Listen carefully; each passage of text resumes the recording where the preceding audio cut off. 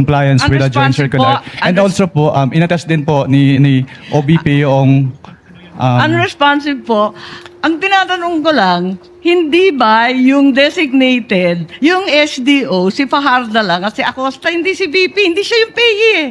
Ang liwa-liwanag. pero ang sinabi niyo po kanina yung accountable officer. Kaya nga, so yung accountable officer, yung SDO, nasa JCB Hindi lang yan po eh. si SDO po yung accountable Hindi, officer, or. Your Honor. Ang sabi doon, head of agency or. Ang liwanag sa definition ng joint circular. Mag-yes or no ka lang. Kanina ka pa, inaaway mo ko lagi. Sorry po, Your Honor. But Nga Saro na si VP B9 noong 22 December 2014 may binigay na 6 million kay VP B9 ang DBM. Alin ba ang totoo sa dalawang sinabi mo magkatunggali? yung pinakita po kahapon ay special allotment release order po. Ano. So nagkakaroon po ng special allotment release order kapag Alam merong... ko kung ano ang Saro, matagal na, tumanda na po kami sa Yes po. gobyerno. Pero And based on your expertise, normal po ba iyon na gamot ang kapalit ng intelligence information? hindi po siya normal po, Your Honor. Hindi normal. Naranasan nyo na po ba ito dati na gamot ang bayad para sa impormasyon? Hindi pa po. First time po dun sa may OBP po, Your Honor. Itutuloy ko lang yung tinatanong ko kanina dahil may nabanggit kayo ng presumption of misappropriation. Tama ba? For personal use. Based on the joint circular po, meron po. Oo, tama. Pagkatapos nun, tinitingnan ko yung joint circular at maliwanag that the presumption for misappropriation arises against the accountable officer. Di ba? Yes, Against the accountable officer. Sino ang accountable officer? Maliwanag naman yung joint circular. Sa 3.1, sabi, yung officer whose duties permit or require possession of government funds. Hindi ba? Based on the joint circular po, may ganyang provision. Oo. So yung SDO talaga, yung Special Disbursing Officer, has the possession, the custody. Tama, yun, di ba? Yes po. O kung ganon, if the presumption na personal use, ayon sa 8.3 ng Joint Circular, failure of the accountable officer to liquidate any public funds is tantamount na nga to that presumption. Hindi Yes, po po. ba? Yes, So, ang tanong dito, sino ang accountable officer dito sa sitwasyon na to? Kasi ang liwaliwanag na hindi naman si Vice President ang payee. Hindi naman sinasabi na nasa kanya yung pera. Ang liwanag sa inyong joint circular that the special disbursing officer is the one who was designated by the head of agency to have custody, di ba? And in the case of the OVP, si Acosta yon. In the case of DepEd, hindi ba si Fajarda yon? That is not entirely correct po, Your Honor. Because under the joint circular, it shall be the responsibility of the head of the agency first to approve yung cash advance. Pangalawa, to Oo oversee yung agency-wide utilization. Pangatlo, to ensure compliance with the joint Unresponsive circular. po. And also po, inattest din po ni OBP yung... Unresponsive po. Ang tinatanong ko lang, hindi ba yung designated, yung SDO, si Fajarda lang, kasi Acosta, hindi si VP, hindi siya yung PE eh. Ang liwa-liwanag. pero ang sinabi niyo po kanina yung accountable officer. Kaya nga, so yung accountable officer, yung SDO, nasa JCB Hindi lang yan po eh. si SDO po yung accountable Hindi, officer, or. Your Honor. Ang sabi doon, head of agency or person designated. Oo, ang liwanag sa definition ng joint circular. Mag-yes or no ka lang. Kanina ka pa, inaaway mo ko lagi. Sorry po, Your Honor. But hindi po ako pwedeng mag-answer categorically since yun nga po yung provision But it's ng- categorical. na yes or Why don't either you go yes back or to your either joint no po. circular? Yun po. Kapag sinabi po kasing Doon categorical, sa it's either yes definition, po. ang or- liwaliwanag, SDO kapag na-designate ng head of office, di ba? But hindi po kasi doon na nalilimit lang yung term na accountable officer kasi may other provisions na applicable pa din po with respect to the term accountable officer. Asan? Kasi napakaliwanag doon sa definition, napakaliwanag sa 8.3 ng joint circular. Yun nga po yung na-mention ko kanina. Interpretation na ninyo yun, hindi pinapalawak po. ninyo nandun eh. Head of office, Hindi head of po. agency, or designated. Hindi po, Your Honor. Kasi yun nga po, nakalagay po doon sa... Sabi mo kanina yes, ngayon no naman. Wala po akong sinabing yes po, O Your sinabi Honor. mo kanina oo, HDO nga in charge. Sinabi ko lang po kung ano yung, kinonfirm ko lang po kung ano yung SDO po, Your Honor. Attorney Wamel, kindly avoid arguing with Senator apologies Judge for your honor. Marcos. Oh, sige po. Sorry. And kindly wind up, Senator Judge Marcos. Pwede lang itanong kasi nalito ako kahapon. Kahapon sinabi mo na si VP Sara lang ang first and only Vice President that you audited na may confidential funds. Hindi ba? Sinabi mo yun, di ba? Yes po, Your Honor. Tapos, kahapon, nung pinakita ng depensa, yung SARO na si VP Binay, nung 22 December 2014, may binigay na 6 million kay VP Binay ang DBM. Alin ba ang totoo sa dalawang sinabi mo magkatunggali? Yung pinakita po kahapon ay special allotment release order po. Ano. So nagkakaroon po ng special allotment release order kapag Alam merong... ko kung ano ang SARO, matagal na, tumanda na po kami sa Yes po. gobyerno. Pero hindi po kasi yan niliquidate sa ICPAO, so we wouldn't know if it was used Hindi, or pero not. ang klaro, may katibayan na hindi ka isa-isang VP, si VP Sara. Your Honor, since hindi po nagsabit ng liquidation, Teka. hindi din po... Teka, nandun ka na sa ICBAO noong 2014, sabi mo, di ba? Yes po. O kaya nga, Opo. o di kahit si VP Binay may confidential funds, the only VP audited was VP Sara. Ganun ba yun? Since si VP Sala lang po yung nagsubmit ng liquidation. Pero Ba't hindi mo alam? if I may clarify po, Ba't hindi Wind mo up. alam? Nandun ka na noong 2014. Dapat Opo. alam mo yun eh. if I may clarify po, Your Honor, since wala pong budget dun sa GAA as to confidential fund at hindi naman po nag-liquidate si VP Binay nung kanilang confidential fund. So hindi pa namin alam kung ginamit at hindi na po nakarating sa Hindi, ang COA yung tanong, SARO po. nabigyan ng confidential funds, humingi at nabigyan. May SARO eh. We wouldn't know Yun if lang it is naman ang used po. tanong eh. Of course, you know, may SARO. Sinabi mo nga, totoo yung sarong yun. Anyway, alin ang totoo? Si VP Binay o si VP Sara? Talaga bang totoo yung dalawa o iisa lang? We don't know.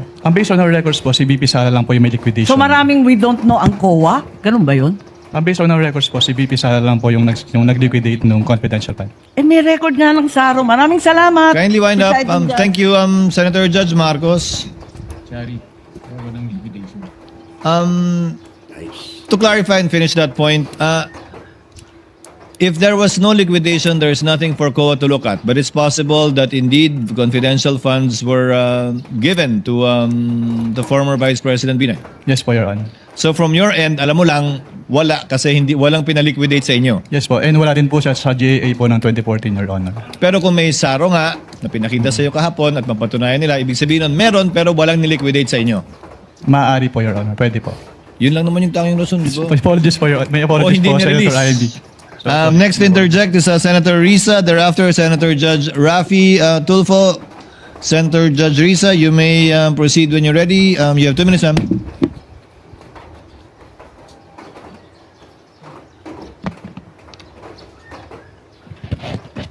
Salamat po, Mr. Presiding Officer.